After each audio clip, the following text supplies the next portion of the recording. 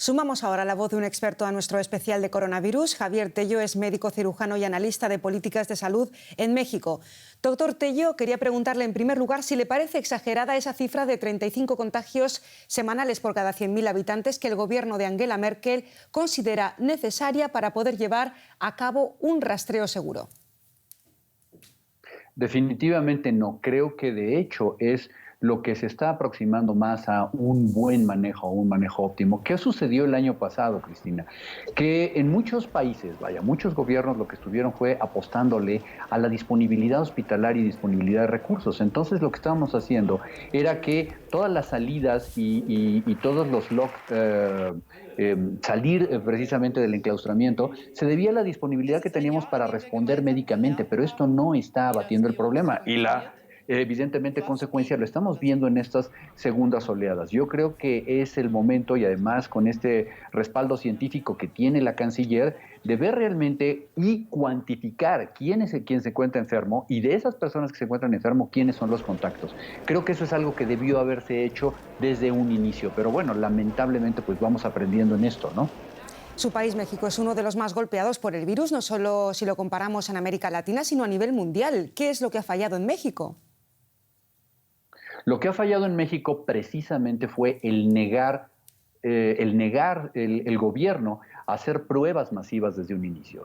Ha sido un discurso que ha estado en contra de esto y básicamente hay que decirlo por que fuera supuestamente mayor costo-beneficio. Primero, se le apostó a un modelo centinela que provenía del control de enfermedades respiratorias como la influenza y vimos después, lamentablemente, que este no era el sistema a seguir.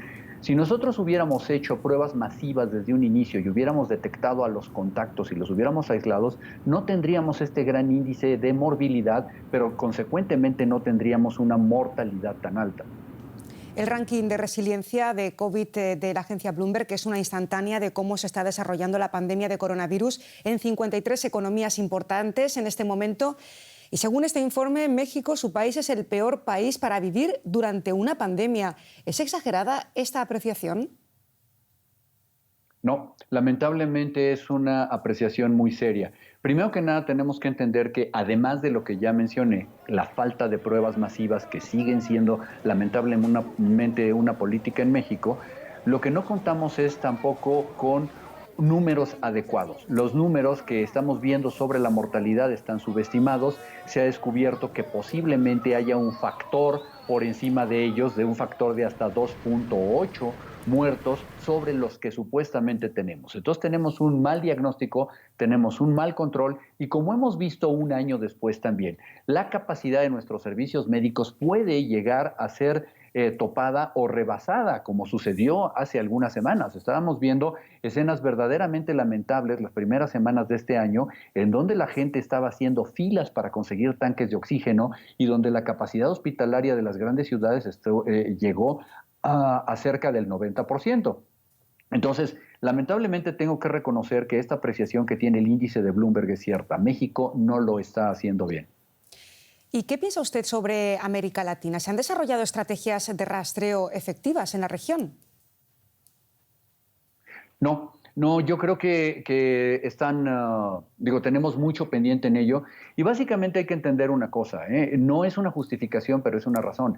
Las pruebas al final cuestan. Lo que no podemos entender, o a lo mejor lo que ha costado trabajo entender, es que de todos modos todo en esta pandemia nos va a costar. El haber querido ahorrar u optimizar recursos nos ha llevado a querer calcular, a querer adivinar y hacer muchas cosas, pero no estamos diagnosticando a la gente que deberíamos estar diagnosticados.